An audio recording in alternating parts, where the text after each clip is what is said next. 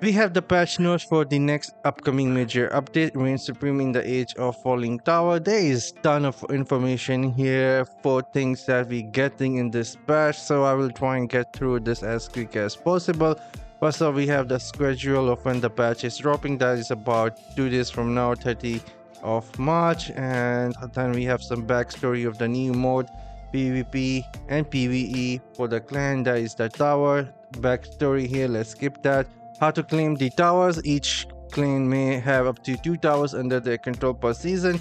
At the end of each 8-week season, the ownership of the towers will reset. So it seems like the seasons will run for 8 weeks before all the towers will get reset, and the clans have to go and try and capture the towers again. But you will able to fight one another for the ownership of the towers even in a current season. But first season you won't able to do that. First season you can only claim up to 1 tower, and that's it. And the first season is also going to be very short, what I read here, and that is what it says in this paragraph. And the dungeons or the towers itself, you have to go inside, try and fight these monsters, but you cannot fight them unless you get the cursed stones. You have to gather the cursed stone and then fight these enemy, and whoever will get the most points will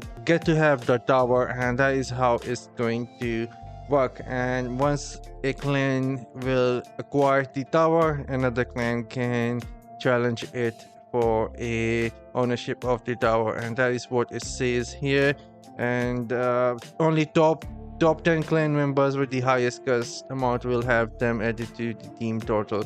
Alright, so that is how it's going to work. Every single person can go in and do this, and top 10 people who got the highest points will make out the top 10, and that is how the ownership of the tower is going to work. So if you have the grinders who are really fast, will be best to try and capture the towers. Anyways, if we scroll down, claiming a tower is a cause for celebration within your clan, but now you must defend it. So yeah, you have to defend it against the Hell minion will attempt to retake their stolen home. Once your corruption meter reaches a certain amount, demonic incursion will follow. Members of your clan must come to defend your tower permanently, or else it will be lost and can be reclaimed by another clan. And that is how the tower is going to work, and this is what I see as rewards here. There is so much information here I don't want to go through, otherwise this video is going to be very long and I don't have all that much time. And contesting a tower through PvP. Once you have a tower, then you can have 10v10 inside the towers, and that is how it's going to work. We have some more schedule here. There is just so much information here about the tower. It seems like this is the new big thing inside the game, tower. And next we have the curse item, and I have some bad information. I don't think the curse items will drop from the open world, but the towers only. Let's read some of the information here. Curse items are a new type of legendary item that have a curse property. They are obtainable from completing PvP matches and also be dropped by enemies while collecting curse shard from a PvE match that is inside a tower. I don't see any mention of open world dungeon, so it seems like curse towers are only way to get the curse legendary items, and they come with a positive and negative curse effect, and this is how it's going to like work. I'll just show you guys and explain it myself. You need to have the theme positive on 2 pieces on your legendary item. For example, your helmet and shoulder need to have your summoning skill have a chance to release a demonic roar dealing damage to your nearby enemy. So you need to have this talent on your shoulder and helmet, and it will start working. And it will also trigger the curse negative effect from those legendary items from both pieces. For example, first one can have cooldown of your skills, increase the cooldown of your dash skills, those are the teleport, and reduce the primary attack damage. So it's a double-edged sword, that is what they said. And then we have a new dungeon here. Let's not go into the new dungeon, we'll see that when the major update goes live. Elite quest, Astral Bloom. This is another new thing that you can do now inside the game. You have to finish the main story of the Storm Point first before you can access this. This is Elite Quest. We'll see how this thing is. And then we have the 3 new legendary gems, and they are actually looking really nice. First off, we have a 1-star legendary gem here. All the values that you are seeing here are from a rank 10 gem. So the first 1-star legendary gem increase the damage done by your charge skill by 20%. Charging speed is increased by 32%. So basically increasing the damage that you can do from a dash or charge or teleport. That is what I understand here. I'll have to see how this is going to be. But the second 2-star gem here is looking really nice. Increase the damage dealt by 24% at rank 10 to enemies suffering from a continual damage effect. So this is basically going to make Wizard even more powerful with a Grace set. Wizard is all about continual damage, and this gem is going to work outstanding for a wizard class in my opinion. When an enemy suffering from a continual damage is within 10 yards, your movement speed is increased by 6%. So overall this gem is looking outstanding in PvE. PvP is going to be another story because the gems get nerfed by 66%, but PvE this is going to be extremely strong gem. And then we have a 5-star gem. It's looking really great. Again, we'll be testing this out on the channel. Your primary attack unleash an aspect of gloom for 6 seconds, during which time your primary attack trigger gloom plays that deals 68% base damage plus 275. Enemy hit by the gloom blade takes 24% increased damage from your primary attack for 3 seconds. So this is actually looking really strong. Are you doing 68% base damage plus they are receiving 24% more damage?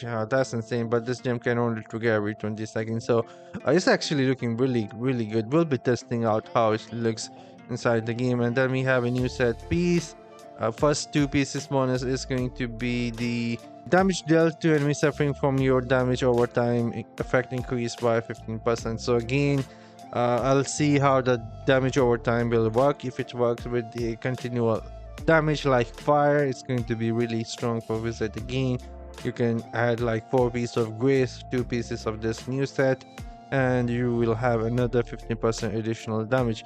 And 4-piece bonus, your critical hit chance is increased by 2.5% up to 25 for every damage over time effect you inflict upon nearby enemies. So yeah, this is going to be actually insane. Wizard has like a lot of crowd control. You can use the Archiving to pull everyone inside and put them under your continual damage, and you will have flat 25% critical chance. That is going to be really very strong. And 6-piece bonus, when you apply a damage over time effect on an enemy, you enter poison rage for 12 seconds, during which your damage will poison enemies, dealing damage over 3 seconds.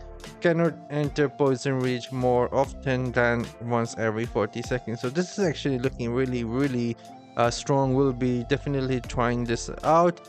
And I have actually not seen anything about the dungeons, that the dungeon drop rate is getting better on anything here so far.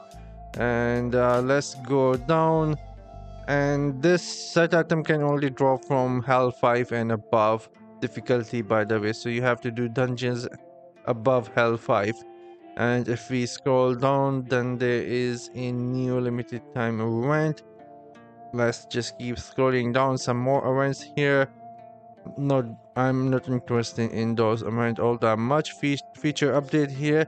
Activity reward increase. Many activities in Diablo Immortal will now provide additional reward for experience. Right of exile player belonging to both the winning and the losing side will be rewarded with random items, including a guaranteed legendary set item, health and scrap material. These rewards are provided directly after completing Rite of Exile. Raid the vault. Monster killed inside the vault have a chance to reward items for a random rarity, experience and gold.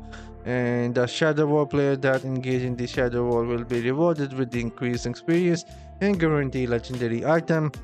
Defend the vault. Player that successfully defend the vault will be rewarded with the Hills experience gold.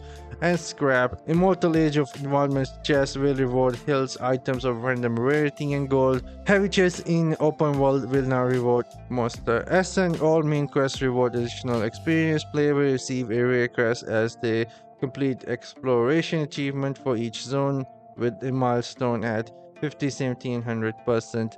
This is new.